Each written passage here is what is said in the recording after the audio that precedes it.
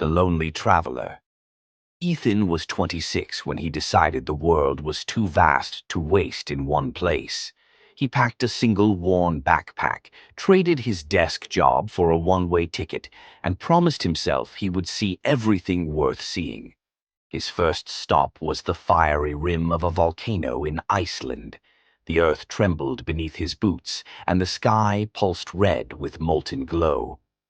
Tourists around him gasped in awe, but Ethan only felt the emptiness of standing alone. He took a photo, stuffed it in his phone, and moved on. From there, he wandered to the emerald depths of the Amazon rainforest. Trees towered like ancient guardians, and rivers carried whispers older than history. Bright birds flashed overhead, jaguars prowled unseen, and the air was thick with life. Ethan breathed it in, yet found no joy in it. He told himself he was simply tired. Weeks turned into months. He sailed on oceans so wide they seemed endless. He climbed mountains where the clouds clung to his shoulders like shawls. He watched the sun spill gold across deserts, saw stars blaze over tundras, and heard glaciers crack like thunder in the dark. He saw herds of elephants marching through savannas, schools of dolphins darting like silver sparks, and butterflies rising in swarms so thick they looked like storms of living color. And yet, through it all, he felt like a man staring at paintings on the wall of an empty museum. At each stop, strangers came and went. He drank with hikers who disappeared by morning. He shared a tent with travelers whose names he quickly forgot.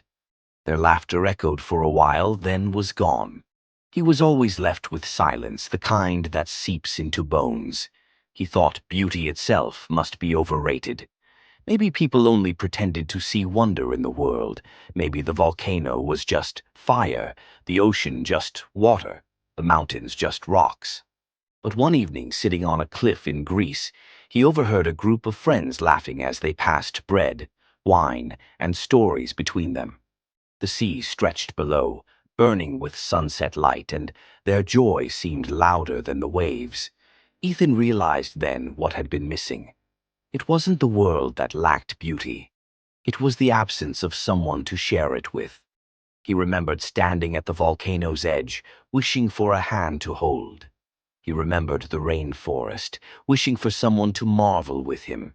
He remembered the mountains, wishing for a voice beside him to echo his own awe. Beauty was not in the sights themselves. It was in the shared gasp, the clasp of fingers, the shared silence when words failed. Without that, everything was half seen, half lived. Ethan traveled on, but the truth shadowed him like a faithful companion. He crossed the world from fire to ice, from jungle to desert, but every time he lifted his eyes to wonder, he lowered them again to the empty space beside him. And he never saw any beauty in any of it because he saw it alone.